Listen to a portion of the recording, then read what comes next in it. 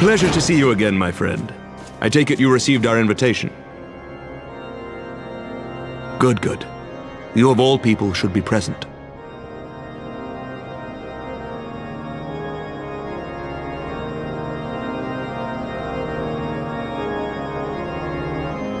When the true brothers of the faith seized control of the vault, I feared the worst.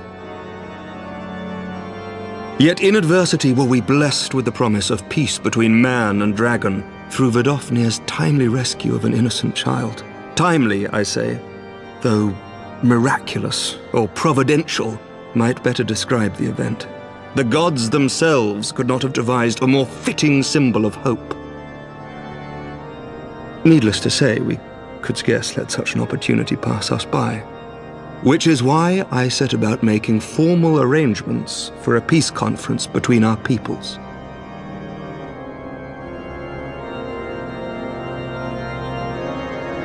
You and yours have done more to bring us together than any, and it is only right that you attend. But I confess that is not the only reason I would be glad to have you there. Given Nidhogg's implacable opposition to the peace, it is possible that he and his followers may attempt to disrupt proceedings, in which event your presence would be a comfort to all in attendance.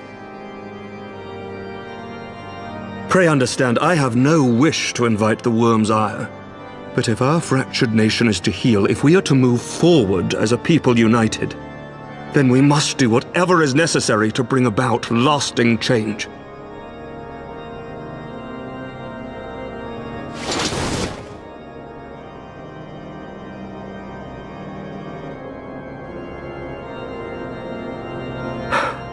"'Tis nothing, 'tis nothing."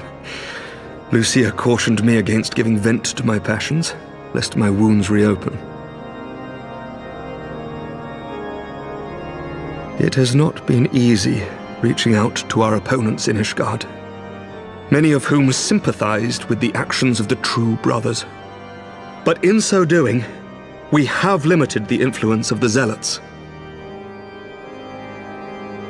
The people are ready, my friend. This conference must go ahead.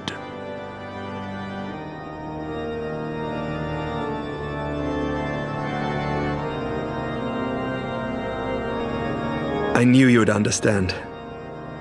The conference will take place on the border of Ishgardian and Dravanian territory in Falcon's Nest. Lucia is there seeing to the final preparations even as we speak. Pray join her at your earliest convenience. 'Twould not do for the guest of honor to arrive late, after all.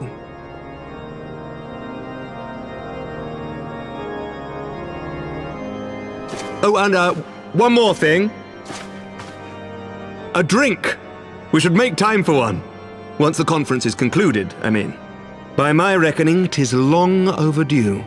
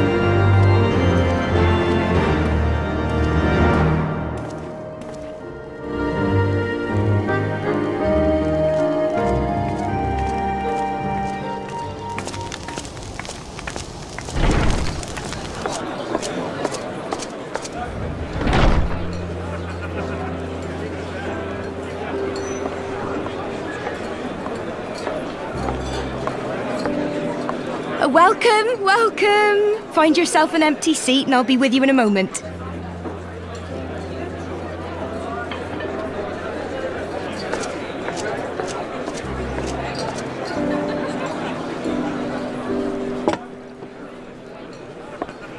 Cold out, isn't it? Here, a mug on the house. Let's get some colour back in them cheeks.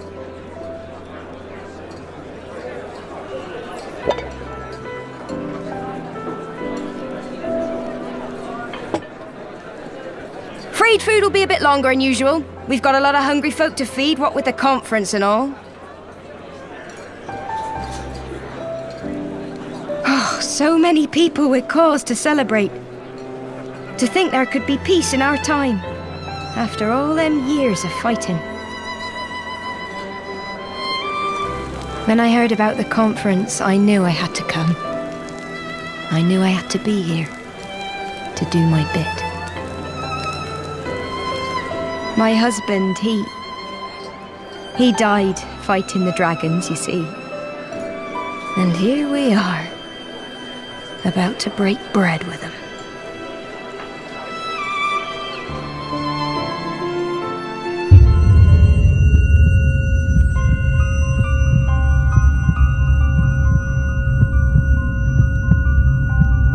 You all right, mother? You look tired. Reckon you could do with a good long rest? After all you've done, I'd say you've earned it.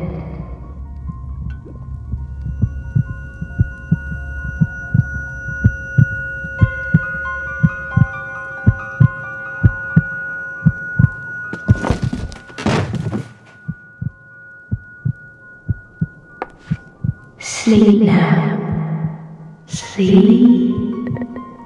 Sleep and leave us to our affairs.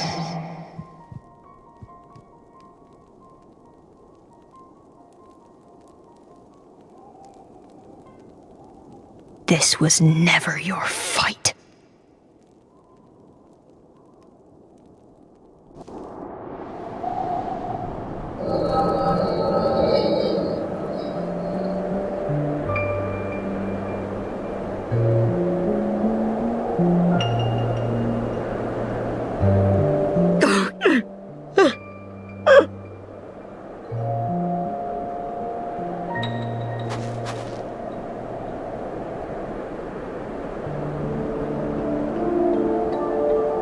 My son.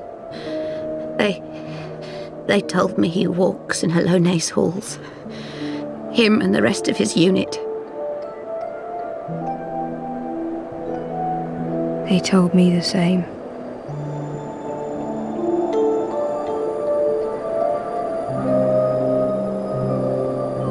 I expect they think it's comforting. Every time I come, I cry. I cannot bear to remember, but to forget would be 1,000 times worse. Yet that is what they would have us do. Accept this truth for the sake of peace. Bury the past and look to the future. But he was my future, my flesh and blood, my heart.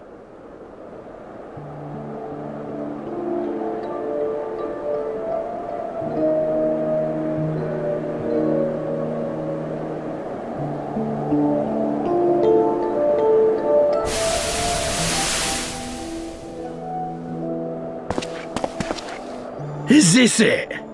We're the only ones with the courage to oppose this madness? Cowards, a lot of them. They think only of the prize, of the peace Sir Emmerich promises them. They know in their hearts it's a lie, but they go along with it anyway, desperate fools. But not I. Not I! I see the worm that killed my brother in my dreams every night. And I will not rest until he lies broken at my feet. Him and every last one of his accursed kin. All this nonsense about Kings of Eld, as if I care what they did or didn't do, makes no difference to me and mine. Have the dragons sued for peace in 1,000 years? Are they bollocks? It's a bloody ruse is what it is, and Sir Emmerich and the rest of them bloody fallen for it. But what can we do? They believe, and naught we can say will ever change their minds. Whether we like it or not, man and dragon will come together at Vulcan's Nest, and all will be forgiven. Forgiven and forgotten.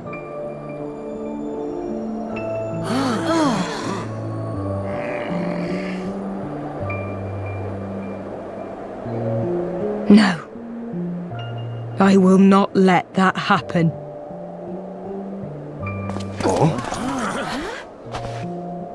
They will remember the true face of the enemy. I will show it to them. And we will rise up against them once more.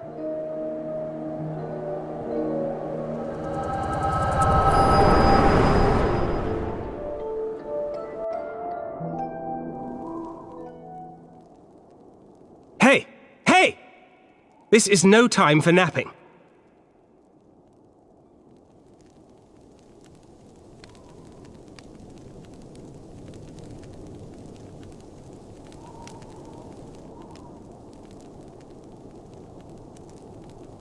Do you have your wits about you? Good. Come with me. We have a crisis on our hands.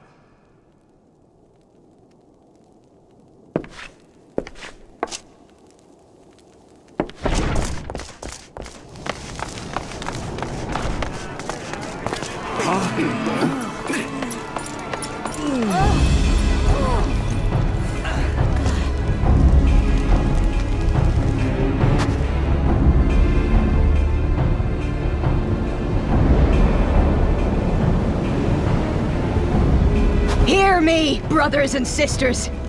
Do not be fooled by the honeyed words of the Dravarnians. The peace they promise is but a prelude to slaughter.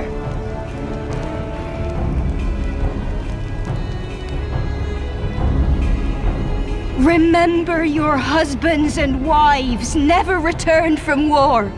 Your children torn apart by fang and claw. All your loved ones shown no mercy.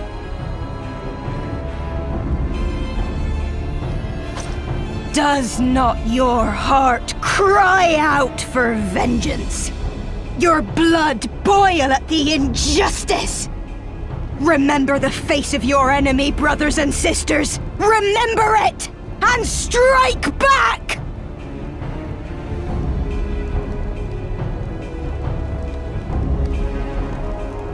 You there! Don't just stand around gawping! Do something, man! Stop her! Yes, my lord.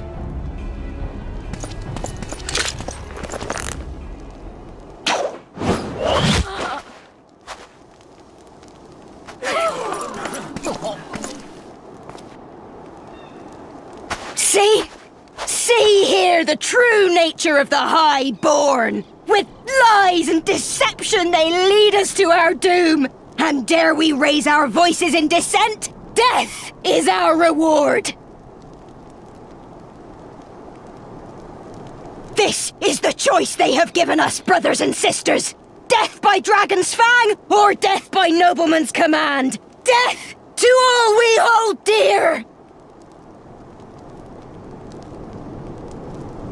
I spit on your choices, noblemen! You will take no more from me! No more! No more!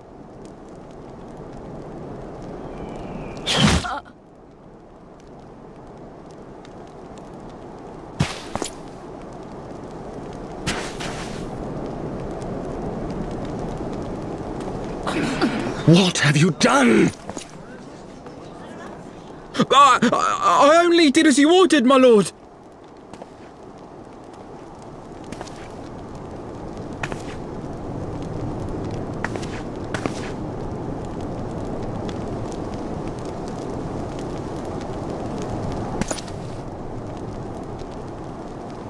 I gave no such order! I did not! I never meant for anyone to...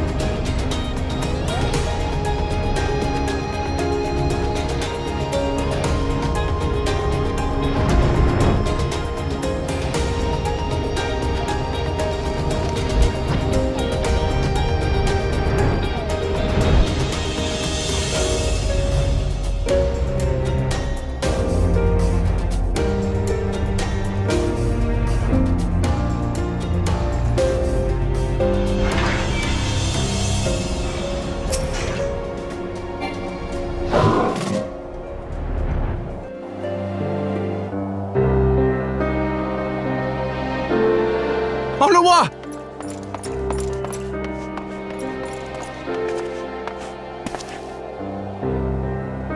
No, no! What have they done to you? Onawa! Onawa!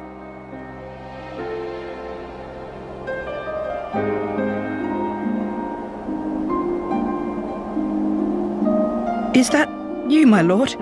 You seem rather flustered. Because of you, you imbecile! What in the seven hells happened to you?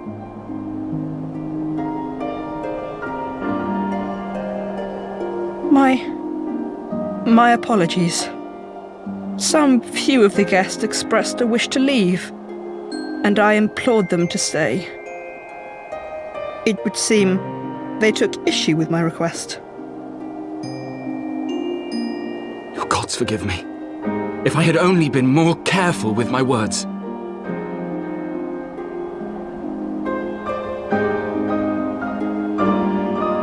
Do not blame yourself, my lord. I know that you and your brother have Ishgard's best interests at heart. That poor woman. She lives in the past, clinging to the memories of the lost. But the future holds so much promise, so much joy. And you know that better than any.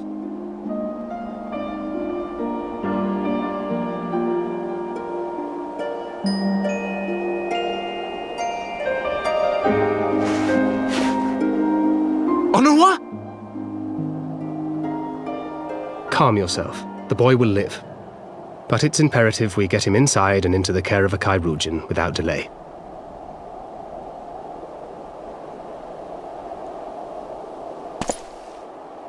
Oh, we were so close! Why does it all have to fall to pieces? Don't they want to live in peace? Don't they want to be happy? We all want the same thing! And still it falls to pieces! Tell me, what was I supposed to do? Someone, anyone, tell me, what was I supposed to do?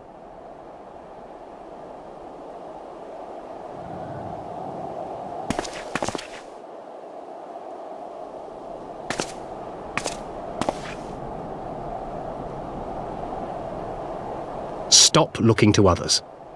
You make your choice and you live with the consequences.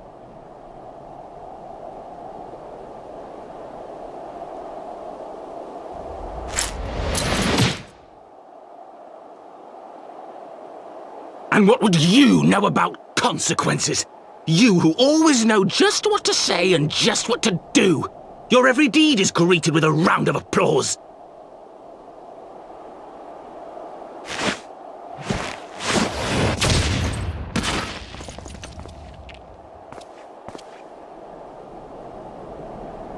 You know nothing about me. I have fought tooth and nail for the people I hold dear. Done everything in my power to save them. And I have failed. Learn to live with it. I have.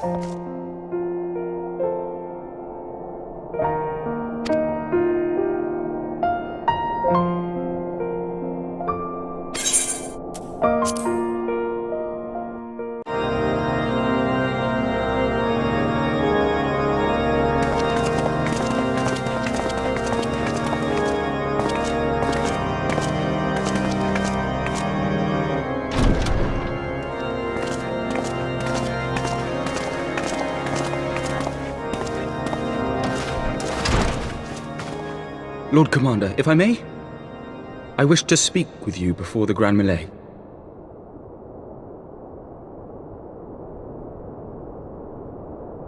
Proceed. How do you do it, my lord? How do you lead with such certainty, when so many of our countrymen will not hear of peace with the Dravanians?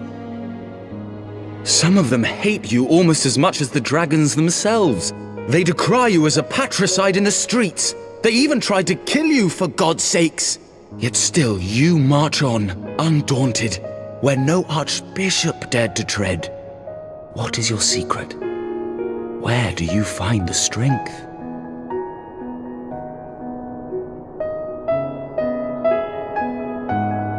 For centuries, our nation has been punished for the sins of our forefathers. If our punishment is to end, I believe we must right the wrongs of antiquity and move forward as a nation united. Needless to say, my father did not share this opinion.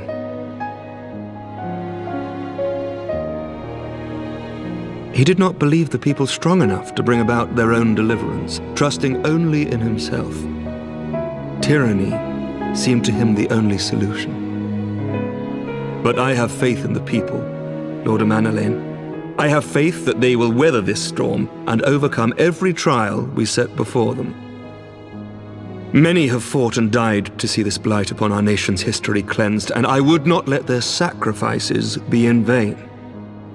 Though we invite reprisals, the risk is worth the reward.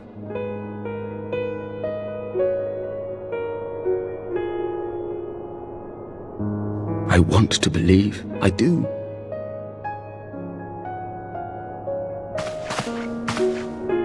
Lord Commander, through my careless orders, a pall has been cast over these proceedings, and I beg the opportunity to make amends.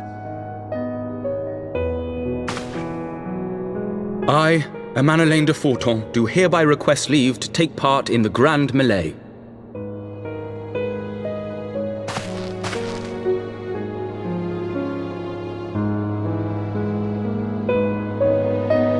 Who am I to deny such a heartfelt plea? We would be honored to have you join the fray, my lord.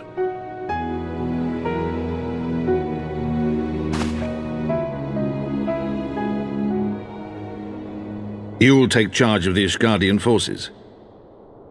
For all my other responsibilities, I am still Lord Commander of the Temple Knights, and I would not soon yield this duty to another. The esteemed Sir Emeric leading the Temple Knights and the Watch into battle along with my youngest. I could wish for no more. Then you wish for too little, my lord. There is another who might yet join the fray. An indispensable ally to whom we owe much and more.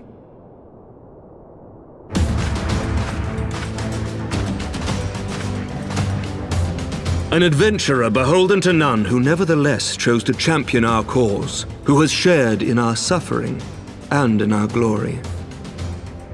A warrior without equal, who I am privileged to call a friend. There is no one I would rather have fighting by my side. I ask this in full knowledge of your obligations, and will not think less of you should you refuse.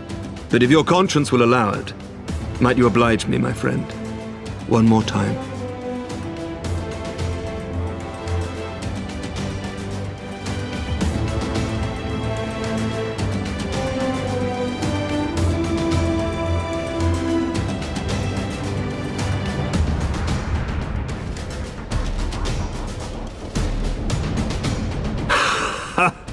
Together we shall give the people a spectacle for the ages, a celebration to mark the dawning of a new era.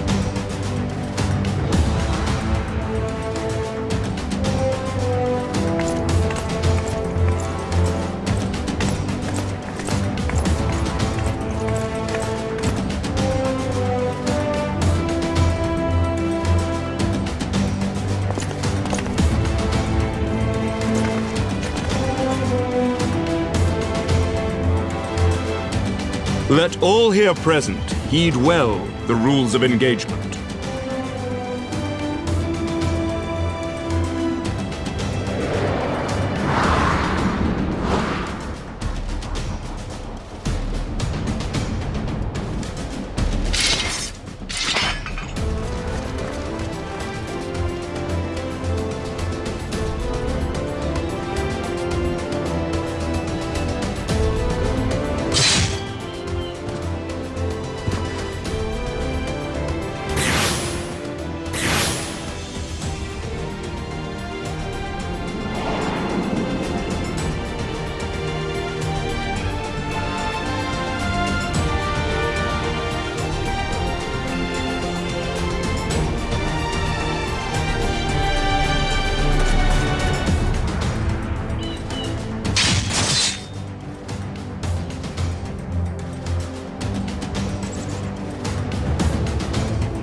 For the honor and the glory of Ishgard!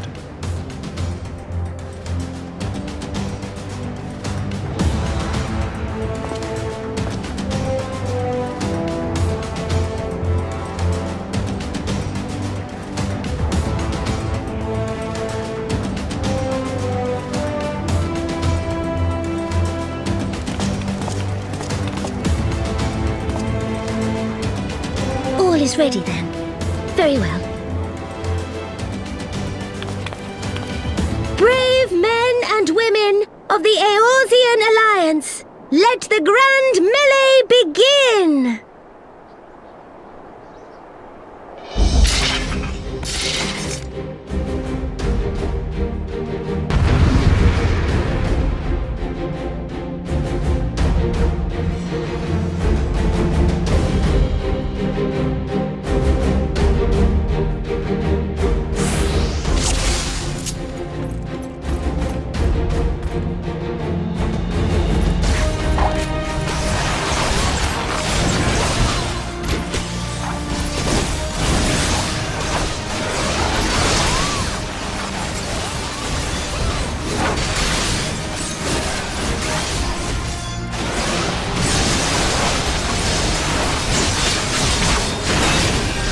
Ishgard!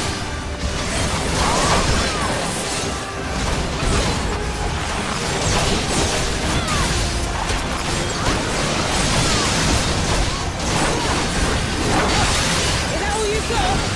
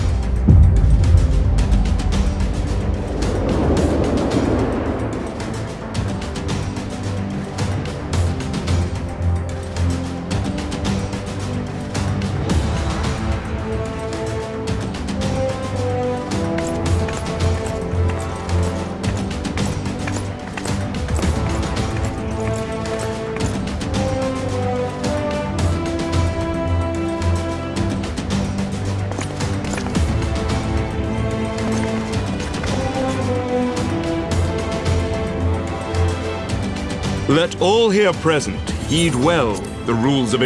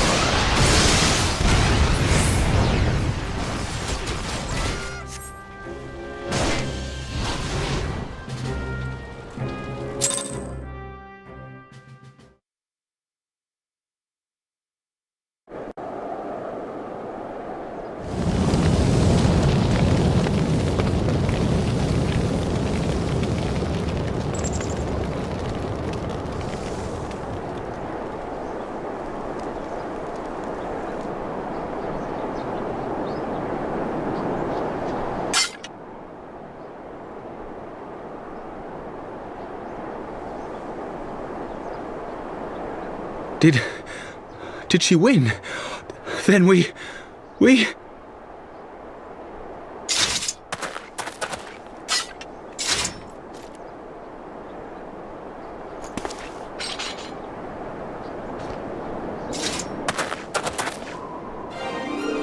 Victory is ours! Ishgard! Ishgard!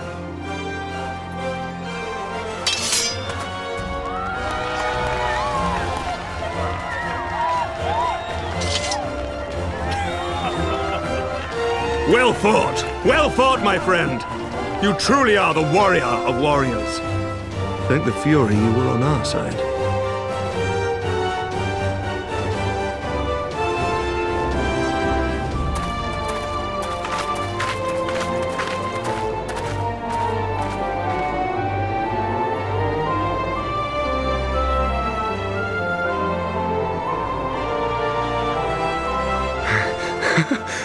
My lungs are burning, and I can barely stand.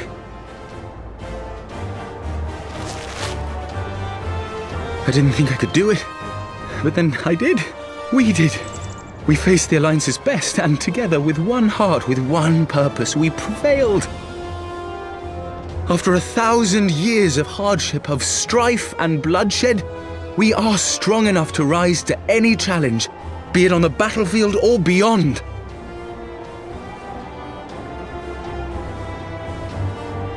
The future holds so much promise, so much joy.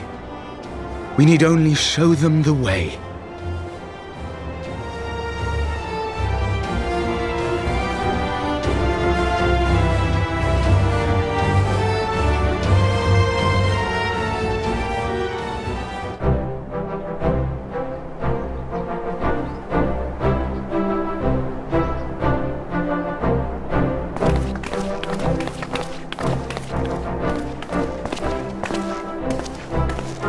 Truly magnificent display, Sir Knight. While doubtless less than pleased, I am quite sure the Grand Companies are honoured to have been bested by such valiant warriors.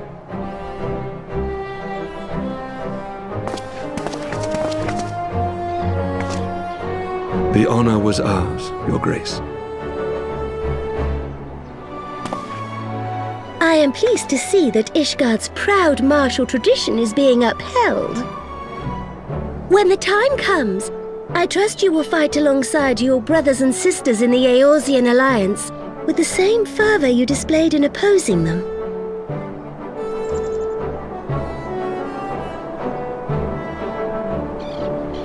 I note that our friend elected to take the field in Ishgardian colors.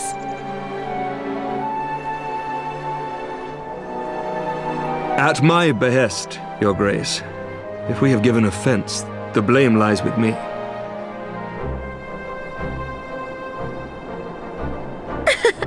Fear not, Sir Knight. It was a surprise, nothing more. And any hint of ill feeling was thoroughly dispelled by the spectacle of our mutual friend's duel with General Raubarn.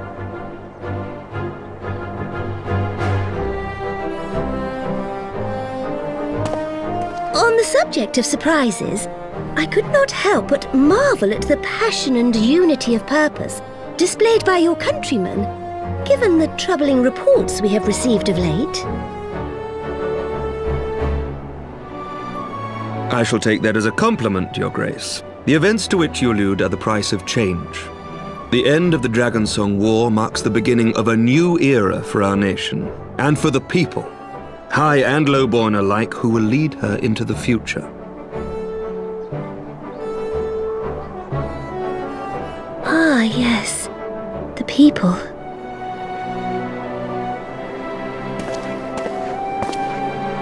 Change is indeed a perilous thing, for we who seek it, and they who fear it.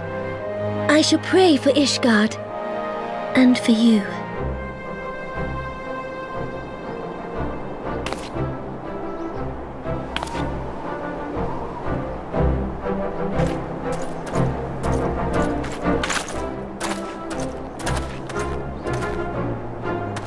Well, that made for a refreshing change. Congratulations on your victory, by the way.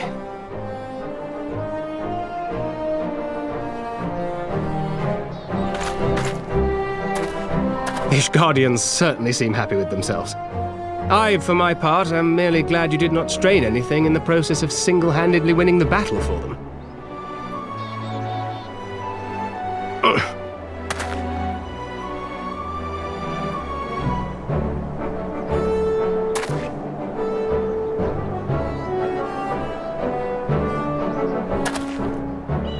Tis but a scratch, I assure you, and I will not suffer you to worry over me. Not when we have a dozen far more important concerns. Make that 2 dozen. Still, as Y'shtola never tires of telling me, we can but face them head-on one at a time. One day at a time. As Minfilia would have done.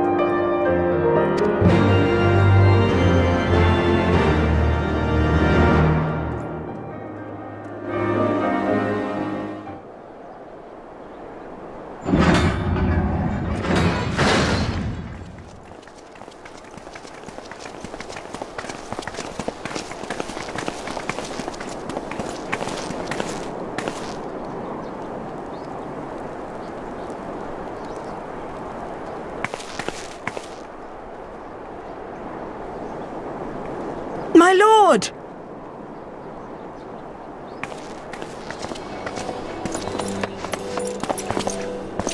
Honorwa, my boy. Shouldn't you be in bed? Thank you for your concern, my lord. But I have largely recovered from my ordeal, and I have naught but several scars to show for it, which I have been told some women may find appealing. I see.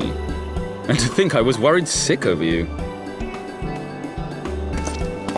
I'm not sure I understand, my lord. Well, let's put that theory to the proof, shall we? My lord? 'Twould seem that a great many things have occurred in my absence. I thought I might begin to make amends by welcoming you in person. The messengers spared not their chocobos to bring us word of your victory in the grand melee. I cannot well describe our elation when we heard the news. It called to mind the day we rejoined the Eorzean alliance, and I glimpsed hope rekindled in the eyes of the people. The Fury herself ushers us into a new era. Sir Emmerich, the time is now. Aye, that it is. Reconvene the conference and summon Vidofnir to Falcon's Nest. We will make peace with Hraesvelga's brood and hasten this bloody war to its end. Yes, Lord Commander. I will send word to Artoirel and bid him resume preparations. Emanelaine, you will place yourself at your brother's disposal. He'll be glad of your assistance.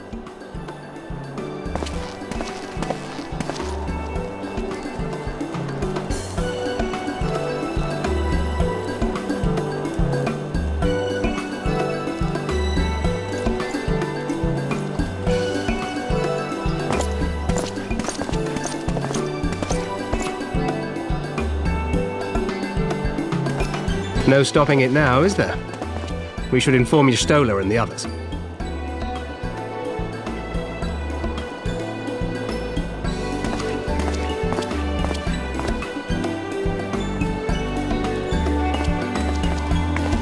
My dear friend, I doubt I will ever be able to thank you enough. But when the conference is successfully concluded, I damn well mean to try.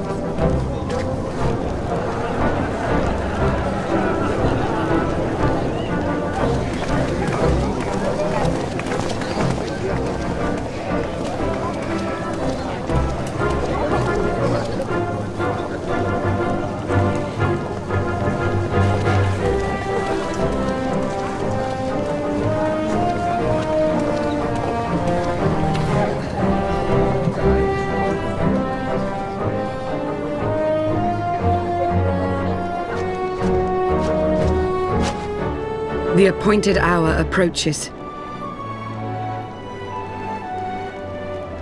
Aye.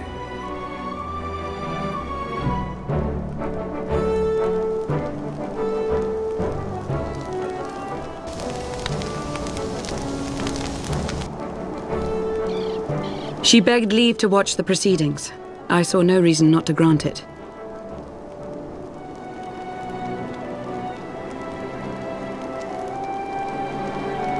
Should I choose to deviate from my prepared remarks, I ask that you trust in my judgment.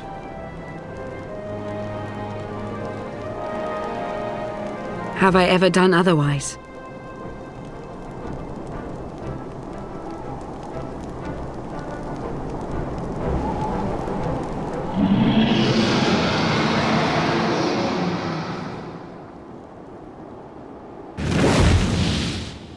Look!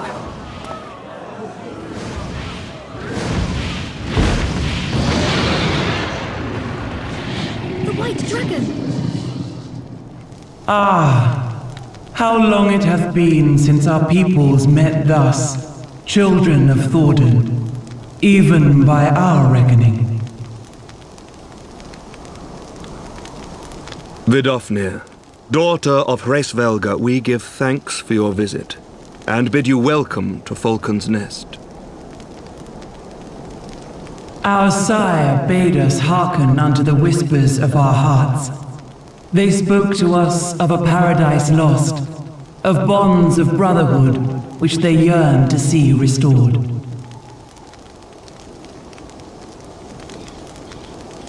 Ours too yearn for such a restoration, and they have guided us here this day, that they might yearn no longer.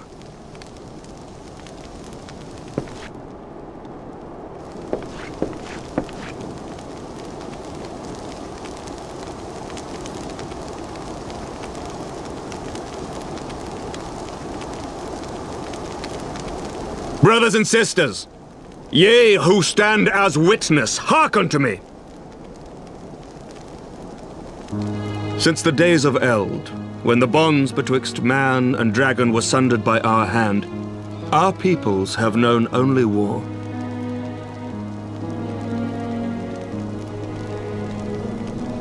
Bloodshed without end, losses beyond counting, and still we fought. And still we fought.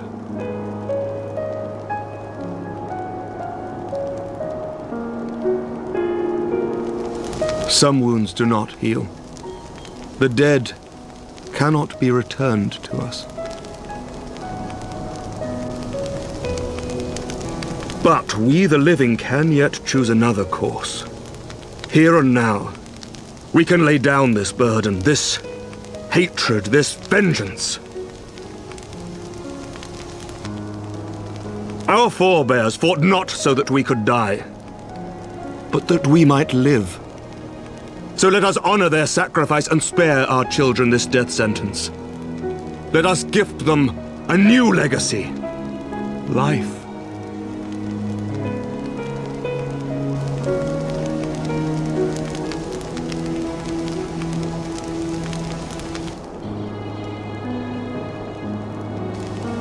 Betwixt our peoples yawneth a divide deeper than the deepest abyss, wider than the widest sea. Generations will live and die ere this divide is bridged. Knowing this, doth thy heart yet yearn for peace, son of Thordan?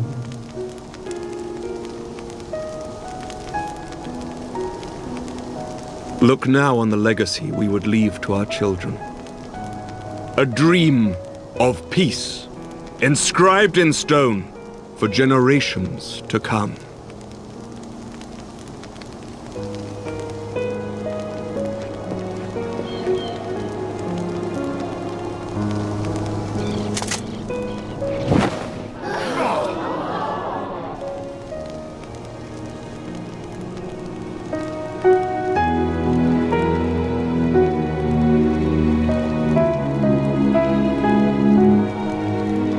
Father and his beloved, as they were so long ago, happy and at peace.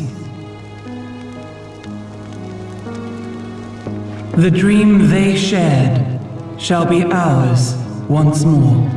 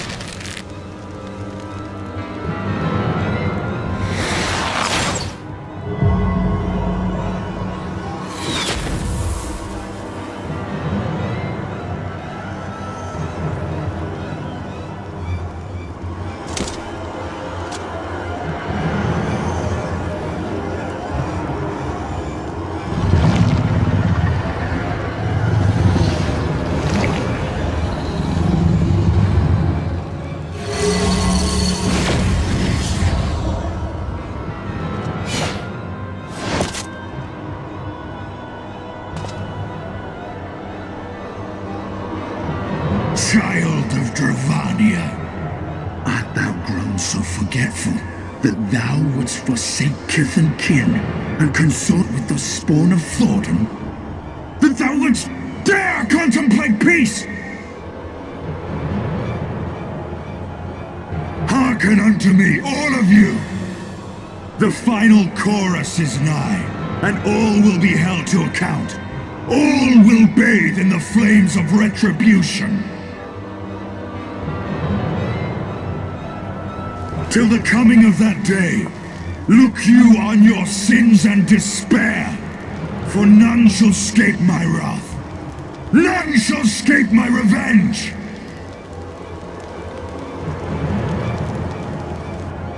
Seven hells!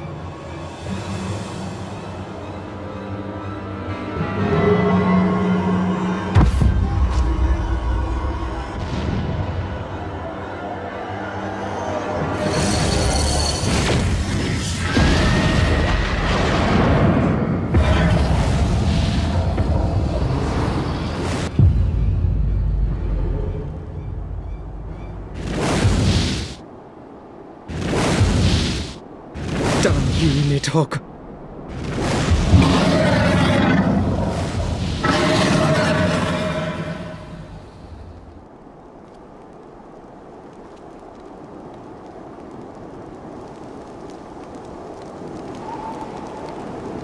Hells, take that worm!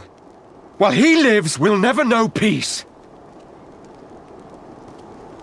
Aye! There'll be no end to this war till Nidhogg is dead and gone! So let's kill the bastard and be done with it! Death to Nidhogg! Death to Nidhogg! Death to Nidhogg!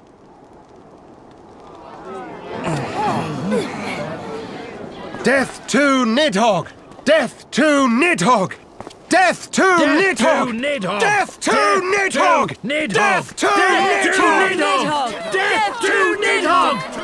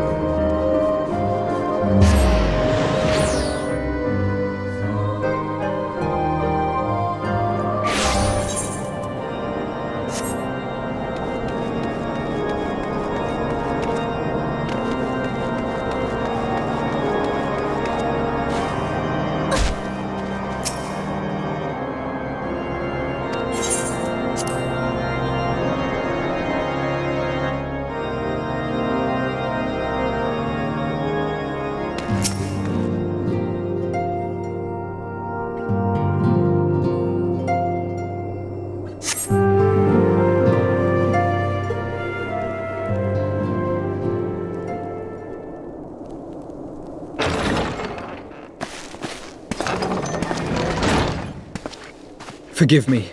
That took longer than expected.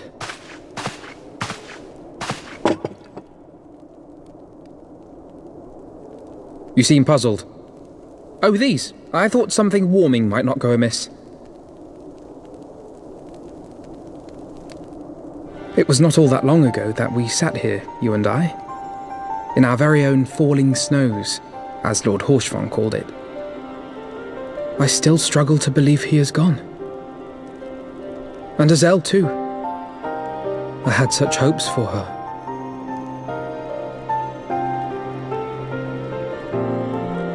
Master Matoya asked me what it was all for.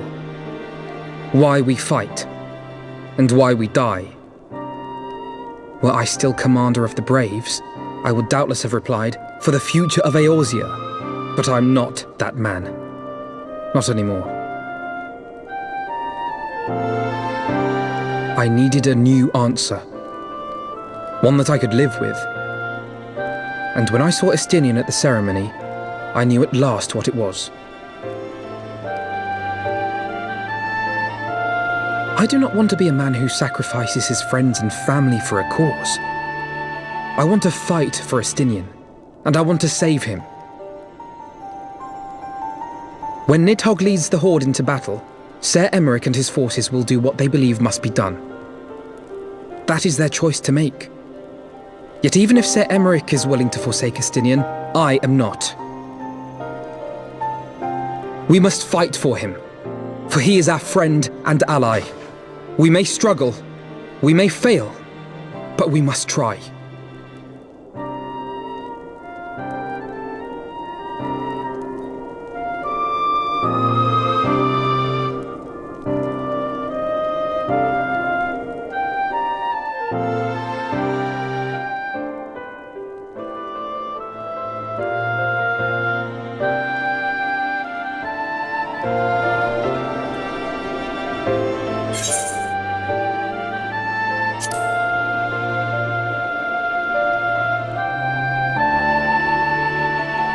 We will. I know we will.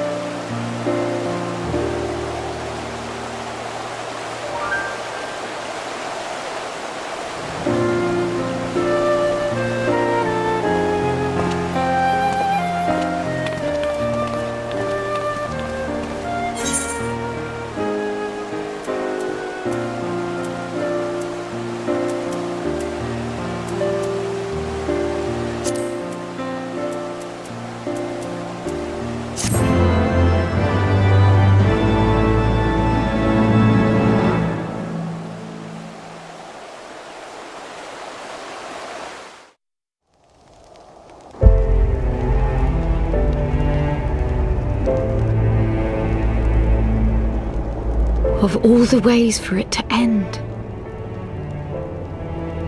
Even before his transformation, I could feel the worm's hatred swirling about Estinian. The terrible, all-consuming rage. Enough to fuel a 1,000-year quest for vengeance. It was all I could do not to run away screaming. But Ishgardians, nay, all Eorzeans, are made of sterner stuff. They face danger and death on a daily basis and understand what it takes to win a war. Think not too deeply on Master Matoya's words. Her intent was but to steal our resolve.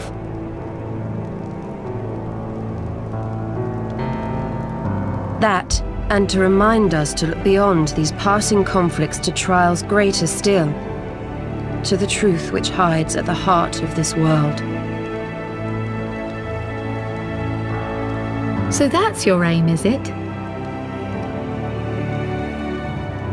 You disapprove? Not at all.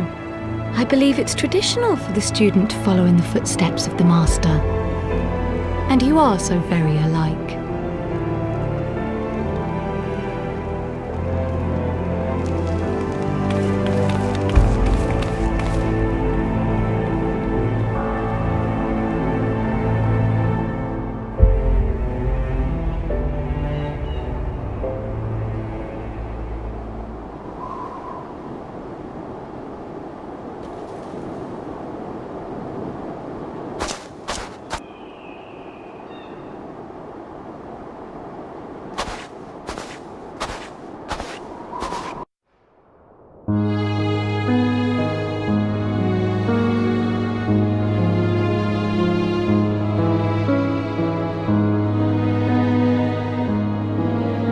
Change. That great inexorable wave was upon us, and soon all of Ishgard would bend to its will.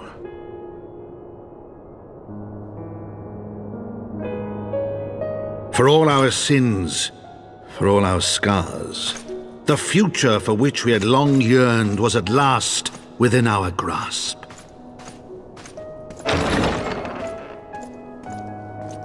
But it would be bought at a heavy price.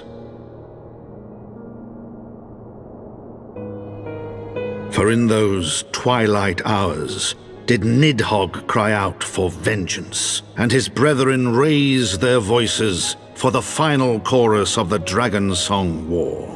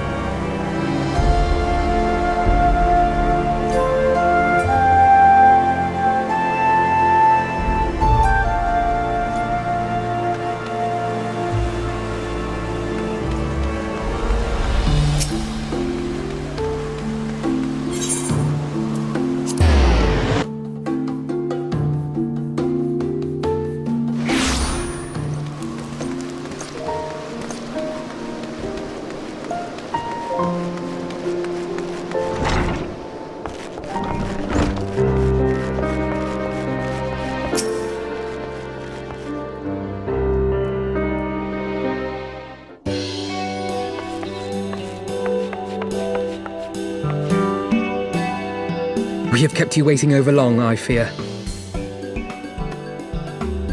Not to worry, Alphino.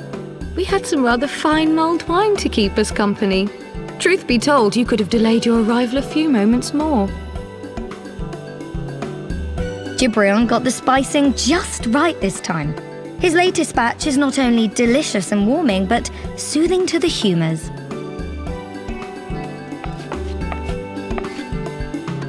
Indeed. But 'twas not to soothe our humours that we gathered here. Ah, no, quite right. The matter of that poor dragoon. You have discovered something. A means to save him? Let us not jump to conclusions, shall we? Assess the facts presented, then make an educated analysis, as you were taught.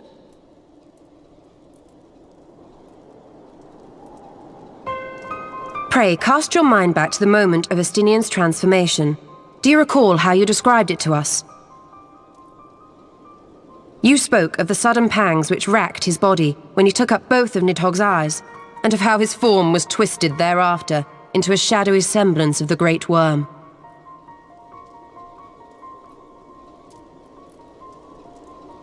When he appeared at Falcon's Nest, the worm's eyes were fused to his mail. Would that only his armor had been corrupted. Snaking forth from the eyes, I descried dark tendrils which entangled his very being. His ether has been all but smothered. Then he is lost to us forever? What did I just say about jumping to conclusions? Y'shtola clearly stated all but smothered. As I later discovered, her impression matched my own. Though Nidhogg's presence filled my mind's eye, beneath his seething aura, I sensed the merest hint of something else. And after listening to Y'shtola's observations, I became more certain of my suspicion that the something else I'd sensed was, in fact, the trace of a different will, submerged in the sea of Nidhogg's rage. You mean? Yes, 'tis like that Estinian spirit yet lingers. Can we not wrest him from Nidhogg's grasp, then? Tear the eyes from the armor? We know not if that would serve to separate Worm's soul from man's. None have ever attempted such a feat. Should it offer even the faintest hope of success, then by the gods, I shall be the first to try. Alphino. By all means, hold fast to your hope, but be mindful of the dangers. Even should you succeed in excising the eyes from the Dragoon's mail, we have no way of knowing if your friend's soul would survive so violent a separation. And that is to say nothing of the possibility that his would-be savior might become Nidhogg's next host. But what other choice remains to us? Should the opportunity present itself, I will tear those foul orbs from Estinian's armor and trust in the resilience of his soul, even at the risk of mine own.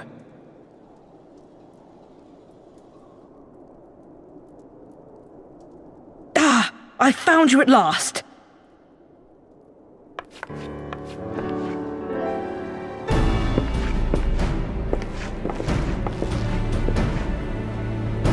A messenger of the Temple Knights came to the manor some few hours past. The Lord Commander humbly requests the company of the Warrior of Light and Master Alphino. Sir Emmerich would speak with us.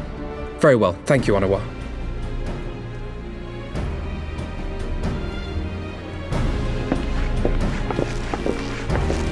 'Twould seem duty calls. Pray see to yours, and we shall return to ours. Thank you, Y'shtola, Kryl. Your words have given me hope where there was none. Come then. Sir Emmerich awaits.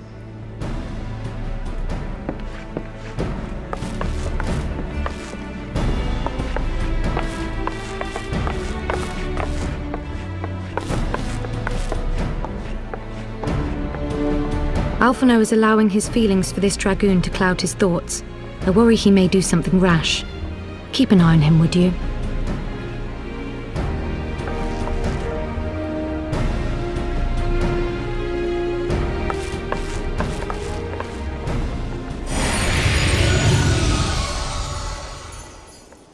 They think more of their friends' deliverance than their foes' defeat. But will history commend their fealty or condemn their folly?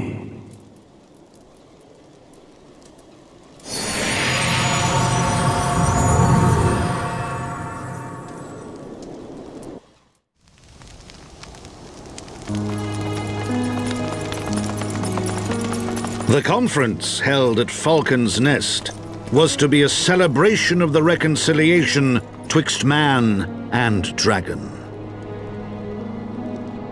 But the lingering shade of Nidhogg, clad in the flesh of the Yue Dragoon, did mark the occasion by spilling the blood of his own kind. A timely atrocity to remind the children of Ishgard that the Dragonsong War was far from over. And when fear gave way to fury, the call to arms rang out anew. Death to Nidhogg! Death to Nidhogg!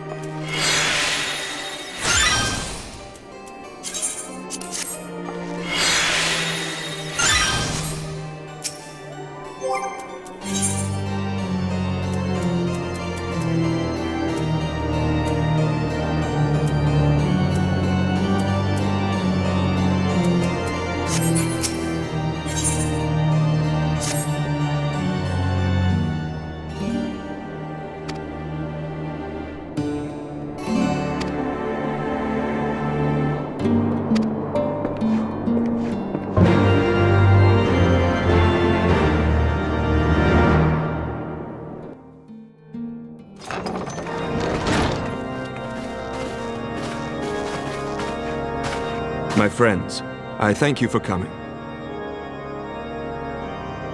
You have had news of Nidhogg? Alas not. Our scouts range far and wide, but they have as yet found no trace of the Great Worm. We dispatched an elite unit of dragoons to reconnoiter the churning mists, but even they returned empty-handed. A pity. Fear not, Alphino. We shall see the worm again soon enough. His words at Falcon's Nest attest to that. Indeed, he is like to come sooner than we would wish. I assume Ishgard's defenses are being bolstered as we speak? With all haste. I mean to call upon every able-bodied warrior at our disposal, from the Knights of the Four Houses to the men and women of the Watch. But I did not summon you to discuss strategy.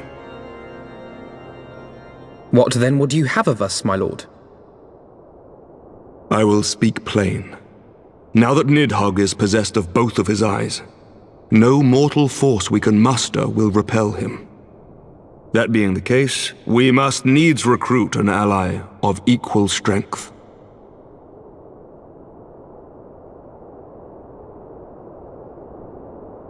You speak of Hraesvelga? I do. To whom else could we turn? That he is Nidhogg's equal I do not deny, nor can I name another. But convincing the reclusive creature to do battle with his own brood brother will be... how shall I put this? It will be no small undertaking, yes. Estinian's report was most particular about Hraesvelga's unwillingness to involve himself in the affairs of men. But much has changed since your visit to Somal, and if there is even a chance that the dragon may be swayed, I must plead our case. Whatever price the dragon asks of me, I shall pay it. Such was my oath, to defend the people of Ishgard. Come what may, my friends, the battle with Nidhogg will mark the end of my tenure as the acting head of church and state. Will you help me discharge this final duty?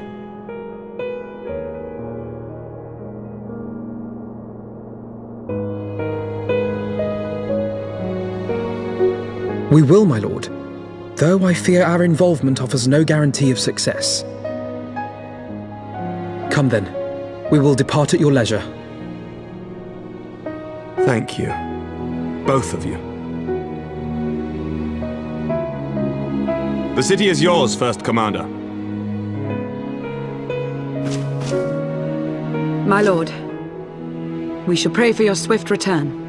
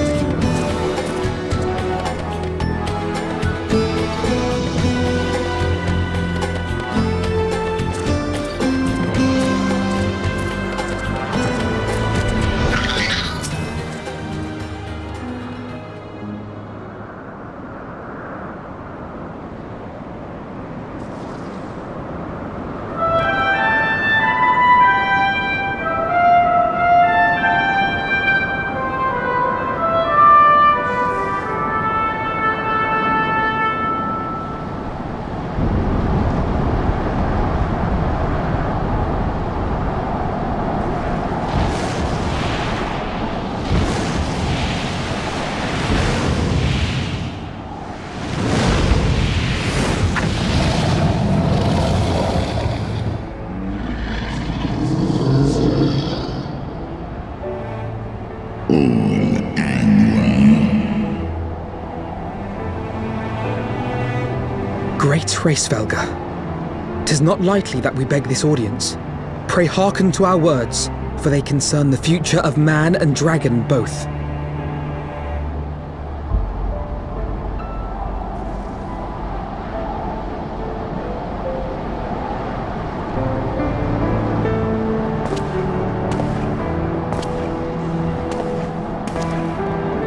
Greetings, Hraesvelga.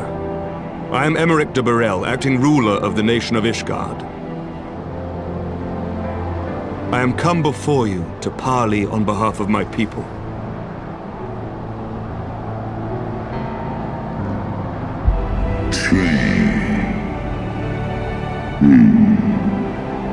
Un alle in one, kom ulnosk ein I ekmon kin.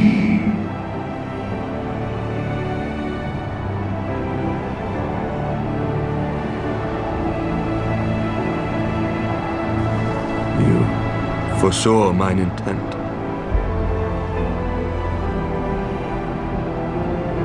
Alle in esnesh nale an nal ulle in.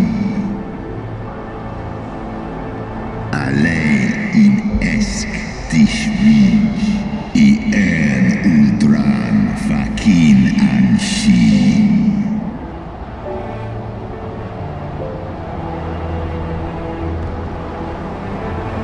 Lis echniteg kasmon ikin in.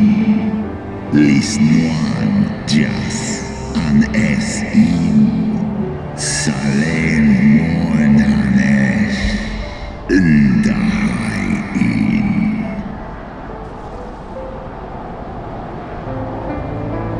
Stapol I an initeg. Shin hes isom. Al nuofa is in an. Seth osk kom initeg kin an. Nosk dei gan en.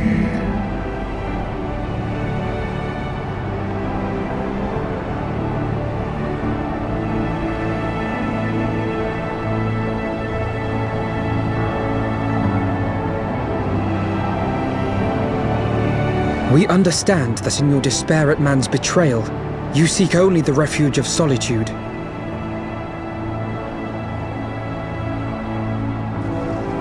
But despite your protestations of spent faith, do you not still nurture the smallest flame of hope?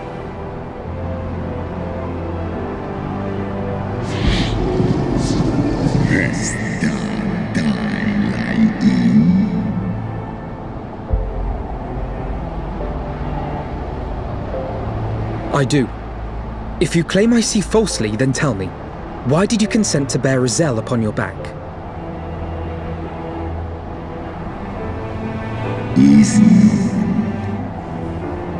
Kaisinia in Holhes Exkdir Valsu Nesk an in Eskbar.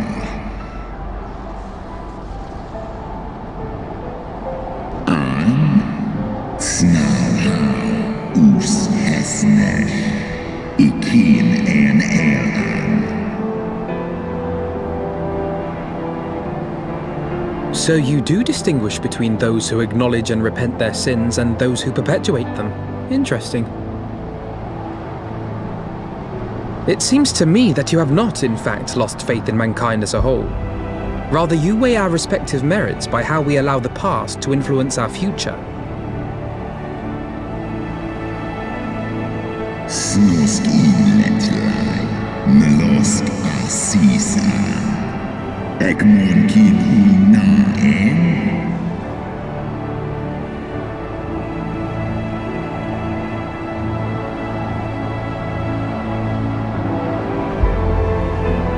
Should we suffer ties of blood to bind our hands, then?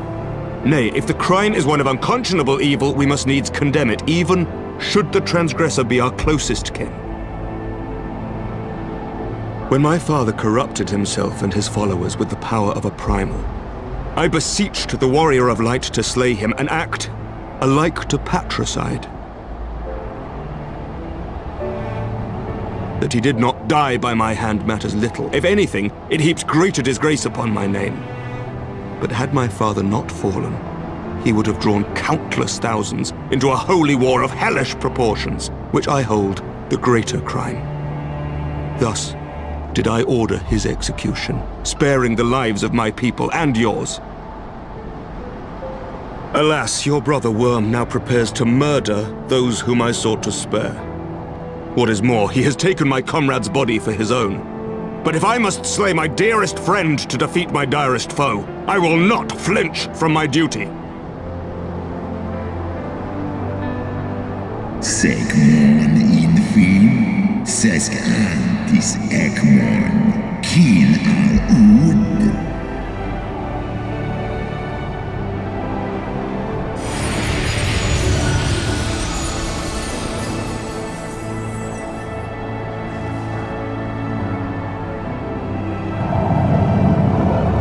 Sloskna, dyrkin illes, kolhes nar inish, draor in.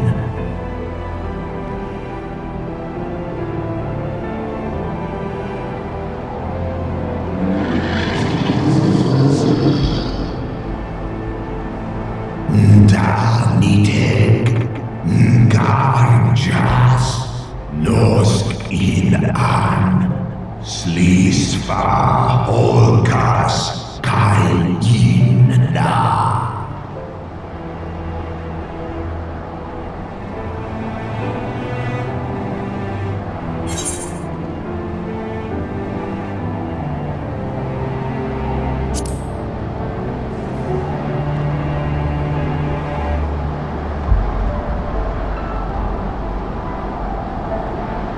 Esgniteg, esgdia ulga an, el in an, hes nesh an, esk jas ong, n am on inga.